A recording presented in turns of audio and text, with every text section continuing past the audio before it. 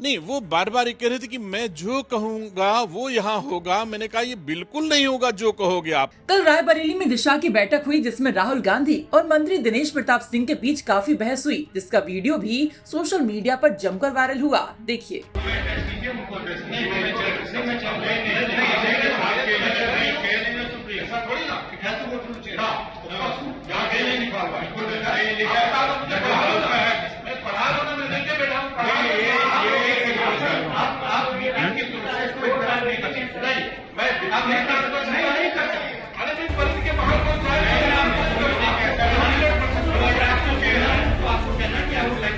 बताया जा रहा है कि बहस इसलिए हुई कि बैठक में राहुल गांधी ने कहा कि वह अध्यक्ष है, दिशा बैठक में उनसे पूछकर ही चर्चा होनी चाहिए। तो मंत्री दिनेश प्रताप जवाब देते हैं कि जब लोकसभा में आप अध्यक्ष का कहना नहीं मानते तो वह उनका कहना मानने को यहाँ बाध्य नहीं है। इस वायरल वीडियो पर मंत्री दिनेश प्रताप से हमने बातचीत की तो उन्होंने क्या कुछ कहा वो भी सुनिए। रायबरेली में कल दिशा की एक बैठक हुई।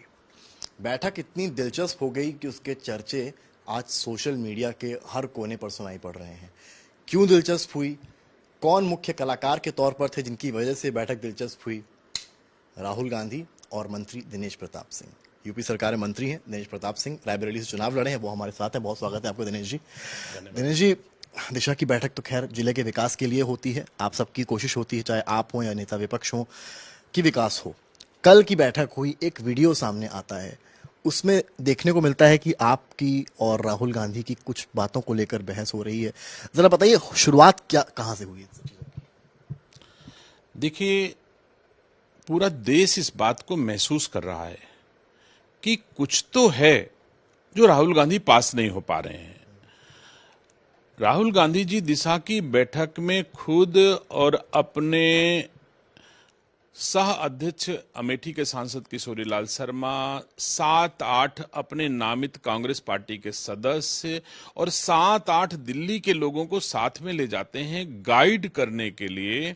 फिर भी उन्हें आज तक ये नहीं पता है कि दिशा की गाइडलाइन में क्या क्या लिखा है और इस बैठक को कैसे संचालित किया जाना चाहिए। तो जब वो दिशा की गाइडलाइन के विपरीत कोई चीज बोलते थे तो मुझे लगता था कि ये असंवैधानिक है, इसे नहीं होना चाहिए, और मैं उन्हें रोकता था। उनको लगता था कि मैं अध्यक्ष हूं तो सब कुछ हूं, तो मैंने कहा नहीं, आप अध्यक्ष हो लेकिन सब कुछ नहीं हो। बोले मैं अध्यक्ष हूं, मैं जो कहूंगा वो होगा। हमने कहा मैंने बहुत देखा है आपको लोकसभा में, वहां भी एक अध्यक्ष होता है और शायद इससे बड़ा अध्यक्ष होता है। जब आप वहां उस अध्यक्ष का कहना नहीं मानते तो यहां आप जैसे अध्यक्ष का कहना मानने के लिए दिनेश सिंह बाध्य नहीं है। और अगर आप दिशा की गाइडलाइन जो भारत सरकार के द्वारा जारी की गई है इस पर बात करोगे तो दिनेश सिंह आपके बैठक में सहयोग करेगा। लेकिन अगर आप राजनीति करने का प्रयास करोगे, सरकारों को कटघरे में खड़ा करना चाहोगे, दलीय आधार पे यहां राजनीति करना चाहोगे तो 1 इंच आपको बढ़ने नहीं दूंगा। मेरे हाथ में गाइडलाइन दिशा की है, इसकी परिधि के भीतर ही बैठक को करना होगा। और मैंने उन्हें मजबूर किया कि दिशा की गाइडलाइन के बाहर में 1 कदम उनको चलने नहीं दिया, जबकि अपने पीछे 7-8 लोग थे। और मुझे यह भी खुशी है कि भारत सरकार और राज्य सरकार जो रायबरेली वासियों की सेवा, विकास, सहयोग के लिए धनराशि देती है, उसके क्रियान्वयन अथवा सुपरविजन के लिए राहुल गांधी का काम होता है, वहां मालिक बन के बैठने का काम नहीं होता। और सुपरविजन करते समय राहुल गांधी 8-9 लोगों को लेकर के गए थे, सब मिल करके अधिकारियों से सवाल उठा रहे थे, लेकिन एक भी सवाल उनका ऐसा नहीं रहा जिसका बढ़िया अधिकारी न दे सके हो। हमारे राज्य सरकार दोनों इतनी बेहतर काम कर रही कि राहुल गांधी कोई सवाल पूछ नहीं सके। लेकिन आपने जब ये बात कही कि मैं बाध्य नहीं हूं, आप तो लोकसभा में जवाब नहीं देते हैं, अध्यक्ष की बात को नहीं मानते हैं, बेसिकली उनका जवाब क्या था इस बात को लेकर?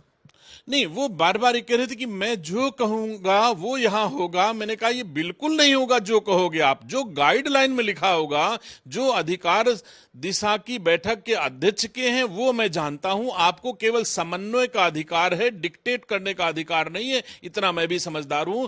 आप आखिरी लाइन पढ़ लीजिए, उसमें लिखा है कि दिशा समन्वय करेगी, भारत सरकार जो धन देती है उसका बेहतर उपयोग हो, बेहतर क्रियान्वयन है, गुणवत्ता पर काम हो, इसका केवल अधिकार है। इसी के परिधि के भीतर आपको रहना है, इसके बाहर में आपको राजनीति करने के लिए दिशा का मंच उपलब्ध नहीं होने दूंगा।